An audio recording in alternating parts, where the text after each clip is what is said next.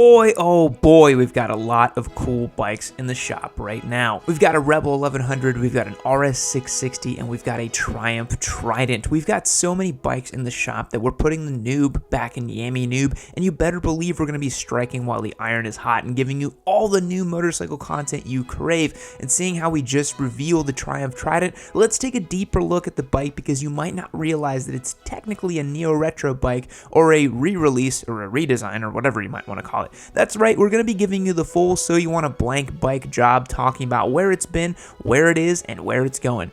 I think this is especially important now because the market segment is just about as packed as it's ever been. Between the SV650, the MT-07, the Ninja, the Z650, the CB650R, I mean, you can't swing a bat nowadays without hitting someone on a 650 class motorcycle. We're going to see how the Trident stacks up and what you can expect from it if you decide to pull the trigger on one yourself. And in case you're worried that this means you won't see a bunch of full episode shootouts between all these bikes, don't you worry your pretty little head, there's still plenty of Trident content on the way on this channel. Now you might be sitting there in your cubicle at the office wondering why this clammy pubes guy has so many motorcycles. Has he completely lost control of his life and finances and think that if he goes a week without buying a motorcycle he'll dissolve into thin air like he got Thanos snapped away? No, well, sort of. I do have two, I guess accurately 1.5 Daytonas right now, but I have all these motorcycles to give away over on YammieNoob.co. That's right, we've got 4 motorcycles up for grabs right now on our website, and if you sign up, you won't just be entered to win, you'll get yourself instant access to our Discord server,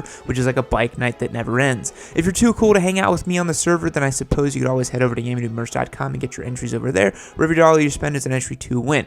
Oh, and don't forget about the Busa. I swear on our Lord and Savior Valentino Rossi that the minute we hit 1 million subs, you're going to see me rocketing off into the sunset on a Turbo Busa, which, let's face it, will probably end up being wrapped in tasteful ahegao. If you want to see that happen, you gotta subscribe. Now, with all that out of the way, let's take a look at the Trident's history. It was the year 1968, and Triumph was busy printing out Bonnevilles to sell to basically everyone on Earth. When someone thought it might be fun to make a Triumph that could compete with the likes of Kawasaki's triples and the CB750, which were fast and sophisticated motorcycles. So 2 bright young chaps named Bert and Doug decided to get the most bang for the buck. They needed to add an extra cylinder to the trusty old parallel twin, and little did they know that 4 decades later some dude would be shouting about it on magical TV that talks into space. The first Trident featured a 120-degree timing, which made the bike almost perfectly balanced, one of the smoothest on the road. It had a 749cc engine putting down 60 horsepower, and it could reach top speed of 120 miles per hour.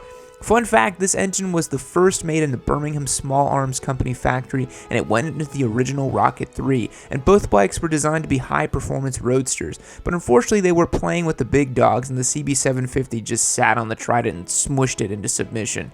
Then in the 1990s, after Triumph Engineering died and became Triumph Motorcycles Limited, they resurrected the Trident nameplate with a pair of new triples. The first was a 749cc triple putting down 97 horse and 49 foot-pounds of torque, which was pretty darn zesty. It weighed in at 507 pounds, but it could still clear a standing quarter mile in 12 seconds flat. They also released a bigger 885cc version that put down 100 horsepower and 61 foot-pounds of torque. It was just a smidge heavier at 518 pounds.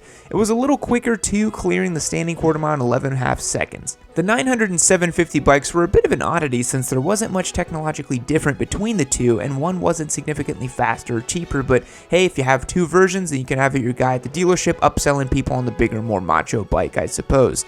Unfortunately, while the Tridents reviewed well, Triumph struck oil with their Speed Triple and early Daytona platforms, and shortly after they brought the Trident back, they took it out behind the barn and put it out of its misery. Until now, Triumph has been watching the likes of Yamaha and Suzuki making bank on the backs of their widely popular beginner-ish bikes in the form of the MT-07 and the SV650. Besides the 900cc Bonnevilles, Triumph didn't really have an offering the beginner class in this modern day. The closest thing they had was the Street Triple 675, and that was a proper naked sport bike for experienced riders. So they took that engine and bits and pieces of the frame, along with a liberal smattering of stolen Daytona parts, and built a naked bike with a 660cc triple, putting down 80 horsepower and 47 claimed foot-pounds of torque, and a wet weight of 417 pounds. The best part is that they include a ride-by-wire system, allowing for a pair of rider modes, a slipper clutch, and an optional quick shifter, all for $8,095. One odd thing is that while the website claims that the bike has a TFT dash, I don't think it does. I mean, the dash doesn't look too bad, but it's an LCD dash plus a TFT readout, so it's a little bit different. than what Triumph is claiming. I am wondering why they didn't do something a little bit more fancy like the Duke 390, which somehow managed to cram a full color TFT into a bike that cost about $5,000, but hey, I'm just a sentient dog on the internet. If you want a super granular breakdown of the bike, we've got a reveal video and then my first ride that came out the day after that. Triumph produced a slick video on their website with the world's most handsome man telling you everything you'd want to know about the bike while wearing a tight shirt. I do encourage you to check out my first ride video, but if you want the TLDR, it's a really good bike. Around town, it's super competent, the throttle response is a little muted, but very linear and smooth, the front brakes are okay, and the handling is just sublime. The Pilot Road 5 tires that it comes with are a great feature as well, and the exhaust note is super unique in the category. But seriously, go watch that video. It's great.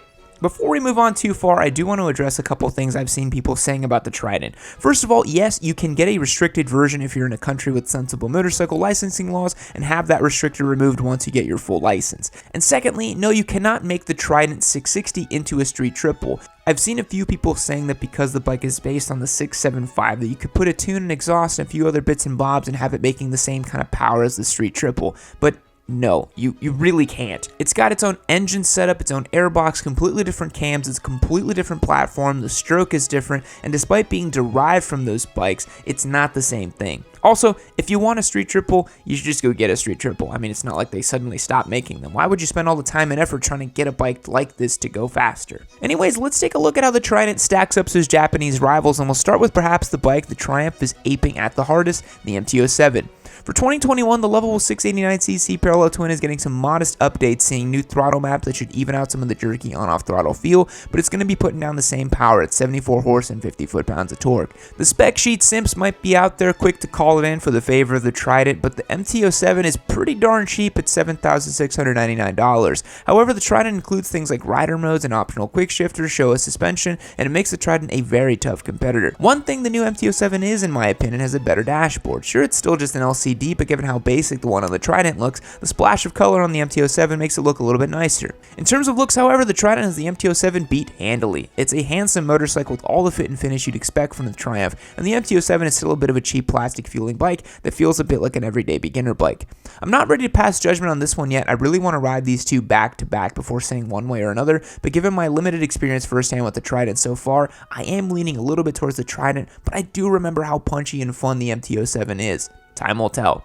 Now, how about one that's a little bit easier to call, the Trident versus the Z650? This one goes to the Trident all day. The Z650 was already that one dorky kid on the playground that liked to huff glue, but the Trident just rocked up and hit the Z650 with an atomic wedgie and stole its lunch money. The only thing that the Z650 has is price and a shiny dashboard, but honestly, it's worth saving up the extra $800 and getting a whole extra cylinder and a way nicer bike. Just get the Trident. Let's round this out with the tough one, the CB650R. Both these bikes are making what I would consider the bleeding edge of beginner bike power, with the CB putting down about 90 horsepower and 41 foot-pounds of torque. The thing about both of these bikes is that they're so well put together, and the fit and finish of both premium motorcycles, that it's kind of down to personal preference. The Honda is expensive for what it is at $8,899 without ABS and $92.99 with ABS, so you're paying a premium. But both bikes makes a solid case for themselves. If it were my money, I would take the Triumph, not just because I'm a simp for the triple, but because the Trident has the optional quick shifter, it has rider modes, and it's got a better power curve. For those of you who do remember when we did the CB650R as a giveaway, you might recall that it has a weird lull in the middle of the power band, and while the Triumph is a bit more muted and soft as a beginner ride, the power delivery is more linear and smooth. It's also a lot cheaper, like $1,200 cheaper. Okay, so you've decided that you're going to pull the trigger on a Trident and you've been lucky enough to find it in the dealership. What sort of problems can you expect to encounter on your new bike? Well, we all saw that Fortnite video on the oil and it did worse than the Japanese bike, so obviously it's going to grenade itself after a few miles, right? No, it's going to work just fine, and while Triumph did used to have a reputation for being riddled with electrical gremlins and spontaneous transmission implosions and a little bit of oil leaks here and there, the bikes that they're making nowadays are definitely up to the standards set by their competition. The only problem you're actually going to encounter is finding a place to store all the salty tears from your buddies on MT-07s when they see you roll up on a brand new Triumph. Remember, we're giving away a Triumph Trident for free. Check that out below. Thanks for watching the video. Fact, nicknamed sea bunnies, Jorunna parva is actually a toxic species of sea slug.